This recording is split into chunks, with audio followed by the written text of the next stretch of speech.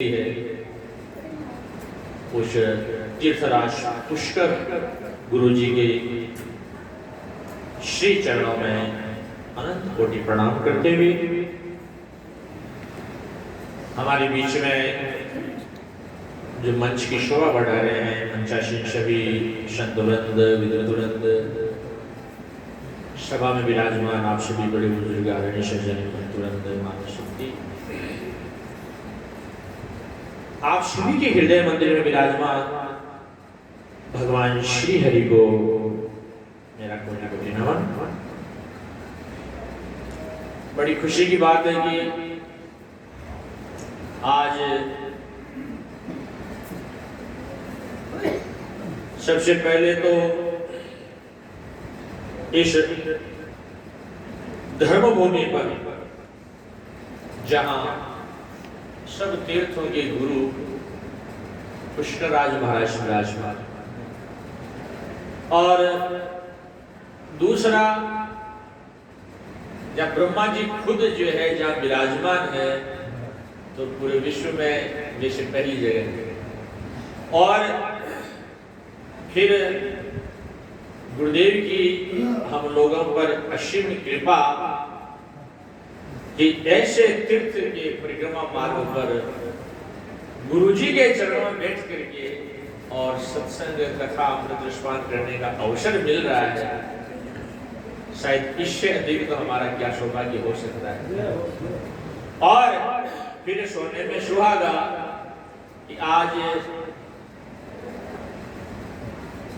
जो हमारे आदर्श रूप हैं, जो हमारे लिए परम पूज्य हैं, जो हमारे शिरमौर हैं, गुरुदेव हैं, उनकी पुण्य तिथि का ये शुभ अवसर। तो इन स्वर्णिम पलों में, इस मधुर बेला में, गुरुदेव जी के सानिध्य में उनके चरणों का सहारा लेकर के और हम उन्हीं की कृपा से भजन सत्संग का आनंद ले रहे हैं।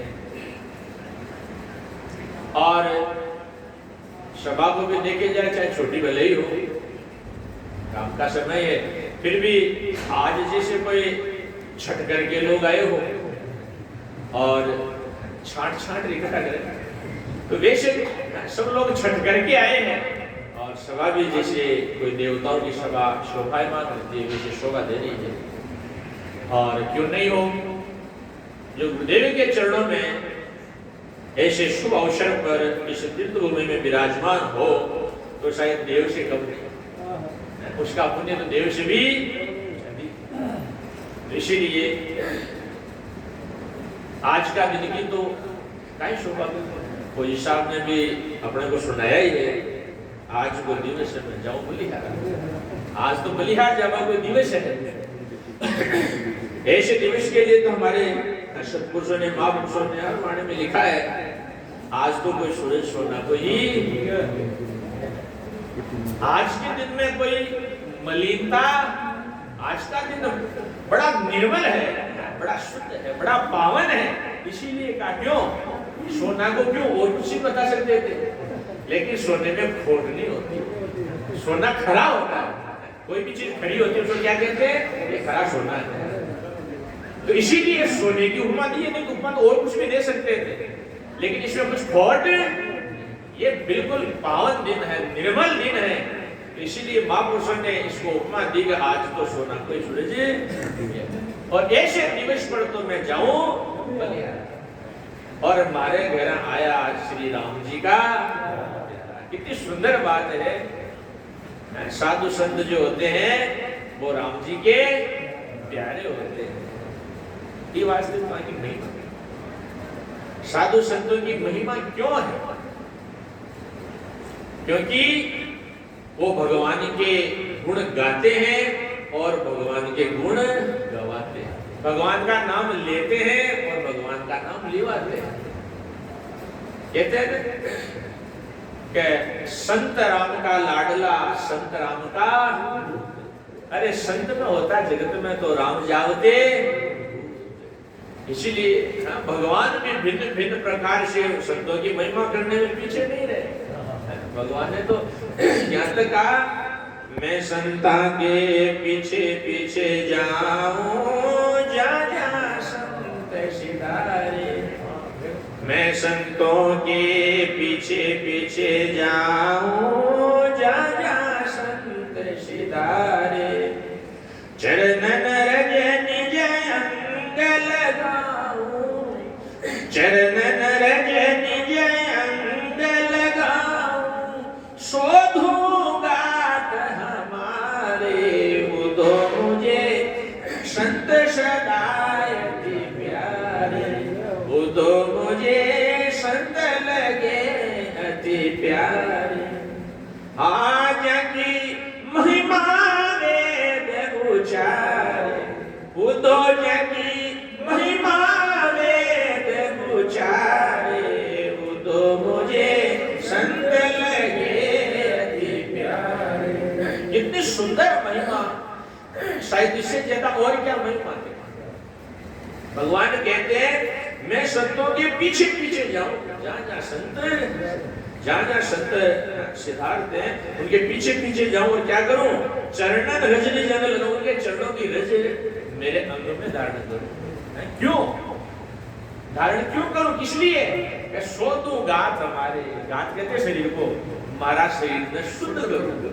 बोलो भगवान का शरीर जो परम शुद्ध है, जो कभी अशुद्ध होता ही। लेकिन भगवान ने संतों की महिमा बढ़ाने के लिए अपने श्रीमुख से भागवत जी उद्धव जी को दशम स्कंद के माध्यम से फरमा रहे हैं कि मैं जो है अपने गात को, अब कैसे, अब उसके बारे में कुछ बताना भी पड़ेगा भगवान को, अशुद्ध कैसे।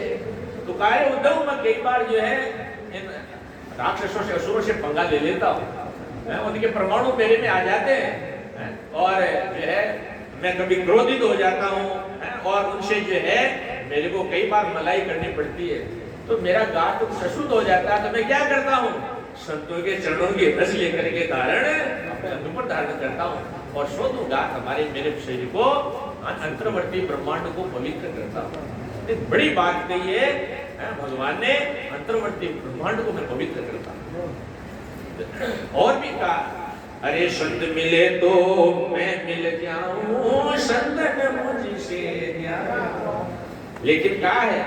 बिना सत्संग मुझे नहीं पावे, बिना सत्संग मुझे नहीं पावे।